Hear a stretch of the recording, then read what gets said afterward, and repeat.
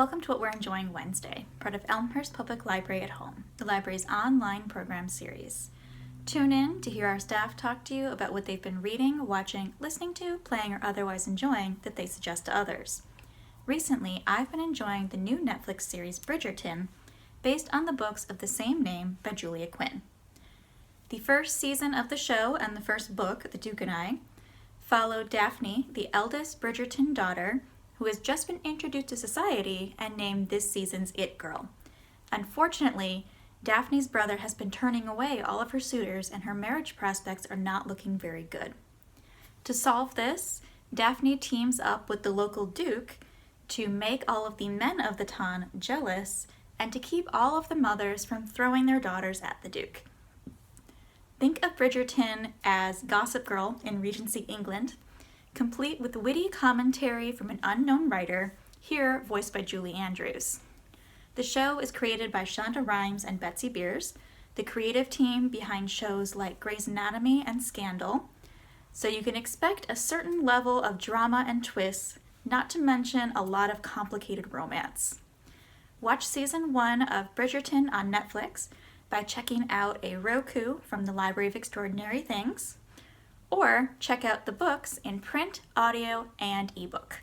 So recently I've enjoyed some autobiographies by some famous rockers. One is Lenny Kravitz's Let Love Rule, and the other one, Bruce Springsteen's Born to Run. These rockers actually have a lot in common in that they both their grit and determination and their willingness to sleep on friends' floors until they make it. Also, the refusal to compromise their artistic integrity. With Lenny Kravitz, it's a little more of a quicker read because he just talks about up until he reaches the fame. But it's fascinating. He talks about all of his artistic influences, and he also talks about how he came to music. He was in a boys' choir, and he was also in bands. So this ultra cool rocker was kind of a geek back in the day. So with The Boss, he does a little more of a deep dive into his story and his emotional landscape. His storytelling is just amazing. I mean, it's reflected in his lyrics of his songs, but the way he talks about his depressive episodes and his relationship with his family, particularly his fraught relationship with his dad, is just kind of incredible. So I highly recommend both of these, even if you're not a Bruce fan, because of his storytelling, it just makes an amazing listen or read. So enjoy. This week I'm enjoying Asha Lemmy's debut novel called 50 Words for Rain. This novel takes place in post-World War II Japan, and little Nori, 8-year-old Nori, is abandoned by her mother and left on the doorstep of her grandparents. Her grandparents take her in, but never really accept her, and she grows up living in the attic, being hidden away from the rest of the world, always feeling like an outsider, until years later she meets her half-brother, Akira.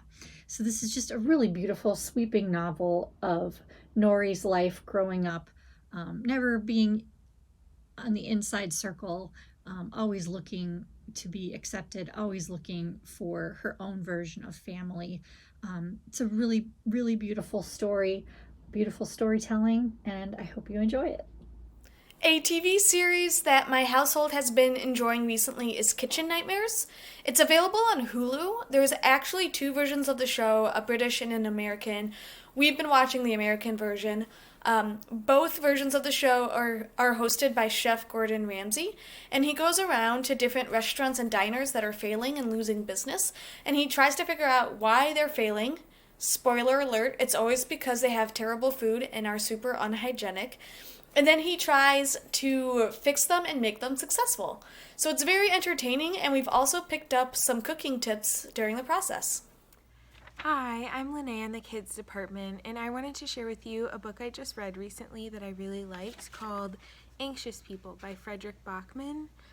He also wrote A Man Called Uva, which I also really liked. And I think he does a really good job of going in depth in the characters' lives, and his writing is just really beautiful, so I highly recommend you check it out. Thank you so much.